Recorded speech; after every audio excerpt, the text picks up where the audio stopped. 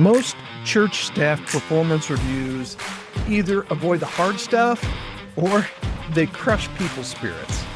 Come on now, guys. There's got to be a better way to give honest feedback that actually helps people grow in both competence and character.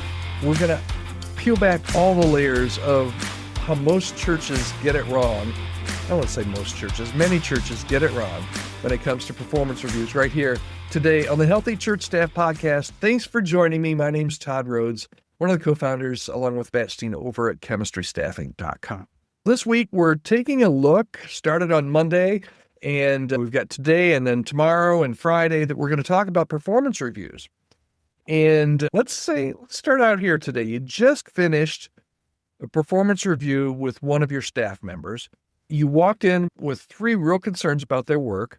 You walked out having addressed absolutely 0 of them, none of them. Instead, you spent 20 minutes talking about the issues, complimenting their heart, mentioning their growth areas in passing, and they left feeling encouraged but unchanged. And you felt like a coward because you didn't really bring up what you wanted to really bring up. Sound familiar? That's what we're talking about here today. We've turned performance reviews in a lot of churches into an annual charade. We've turned them into these kind of elaborate kindness competitions, or they're incredibly mean and nobody wants to ever go through another one again. We're afraid sometimes of hurting feelings that we hurt futures.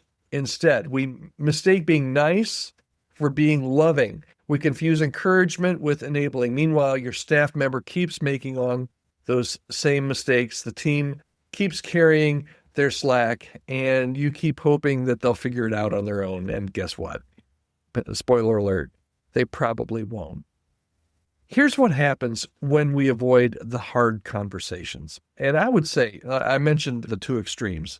The avoiding the hard conversations and just being overly nice and telling them how great their heart is, but not really coming out and saying where we need the improvement. That's the one side of the spectrum. The other side of the spectrum is you go in and you say absolutely nothing nice, and it's just that it's a beatdown. But today we're talking about what happens more on the other side, where we avoid those hard conversations.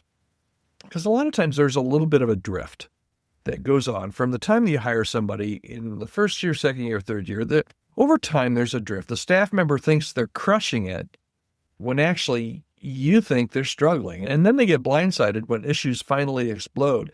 The rest of your team loses respect for your leadership because you're not handling it, and everybody knows that there's problems, and you start managing around their weaknesses instead of developing their strength. Your church culture will suffer over time if you don't have those hard conversations, because those standards will disappear and everybody will see it. Everybody on your team, everybody on your staff will see it. The only person that's not going to see it is the staff person that thinks they're just hitting it out of the park. Now listen, your heart to encourage people is exactly right. I want to encourage you in your encouragement, right? But encouragement without honesty isn't love, it's enabling.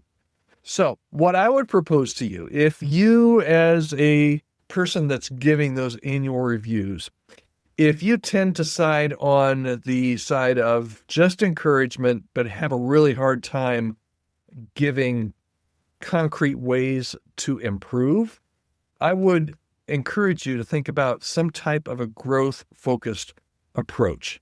And here's what that might look like. Okay? Start with their calling, not with their failures.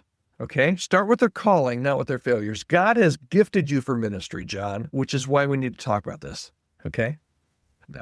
That one sentence maybe becomes a few paragraphs, right? You don't just kind of start there and go right into it, right? But you start with the encouragement. John, God has really gifted you for ministry. You're doing so many things well, but there are a few things that we need to talk about because I think that we can make you better. Okay? Name those specific behaviors, not character flaws. Okay? If it's character flaw, that's a totally different category. But if it's a behavior, that's when you need to name it. Your reports are consistently late. That's totally different than saying, John, you are so disorganized. You're just very disorganized. That's different than saying, God's gifted you to ministry, but there's some things that you need to do, and those reports are really important, and there's been more than once that you've been late on those. Connect performance to a mission impact. Hey, John, when this happens, when you're late on your report, when you don't do this, when you don't follow through with this task, here's how it affects the people that we're trying to reach. And then ask before you tell, what do you think is getting in the way here, John? And then end with a development plan. I'm not talking like a PIP, performance improvement plan. Those, I'm going to do a whole week series on PIPs here. I've got it on the schedule, I think, for next month. This isn't that. This is when you sit down with them, just give them some concrete things that they can do. Not a corrective action plan, but a development plan, so that they don't just walk out feeling like you criticize them. And here's what a development plan looks like. It's all in how you phrase it and how you roll this out. You say something like, John, here's how we're going to help you grow in this area. Okay? This changes everything about how people receive feedback. Ministry, at its very core, is discipleship. It's not task management. That's where we make the mistake. We think we just need to I need to get this off my plate onto John's plate. John, you just need to get it done. That's task management. Ministry, though, is discipleship, and you need to be able to work with John and disciple John through that. Your staff reviews should develop disciples who happen to do ministry work, because character and competence grow together when the feedback is done right. People will leave feeling challenged and equipped, not crushed and confused. So here's the bottom line for today. What I want you to walk away from today's podcast, the goal of a performance review isn't to make people feel good or bad. Repeat that, because that's really important.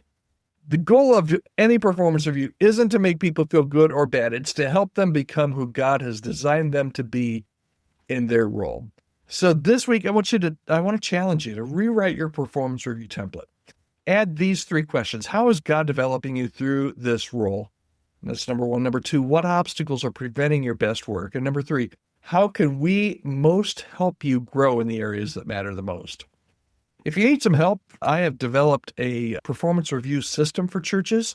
And just reach out to me, podcast@chemistrystaffing.com, if you would like more information on how you can get a copy of this, how you can order a copy of this. Podcast@chemistrystaffing.com. No matter where you are, maybe you've got a well-developed performance review system. I think this might give you some added ways to make it even better. Maybe you've got one that's really horrible. I think this will give you the building blocks. Maybe you don't even have one. You can't tell. Todd, I don't remember when anybody in this church got a performance review, annually or otherwise.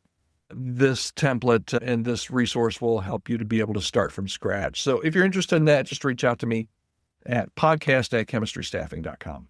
All right, your people want to grow more than they want to be comfortable. Most do. So give them that gift. Okay, and that gift comes out of doing a really good job with their annual performance. At least it's a start. Okay, that's it for today. Thanks so much for listening. Hey, I just started a brand new email newsletter called churchleadershipradar.com. So much that's on my radar that I read. I'm a pretty prolific reader on church staff stuff. I'm in church just happenings, news, and resources and leadership. Every day I come up, I scour probably about 50 sources last time I checked, and find my top 3 picks for the day, things that I think you should know or at least be aware of. And then there's usually maybe 5 or 6 other resources that I think are really great leadership resources that you can glance through. And if there's anything there that interests you, you can click on the link and go. I'm not selling anything. It's just a resource that I gather all these resources and just don't have enough time on the podcast. So if you're interested in that, you can sign up. Just do your first name and your email address, absolutely free, over at churchleadershipradar.com. All right, that's it for today. Hope you'll join me again tomorrow. We're talking again tomorrow about performance reviews.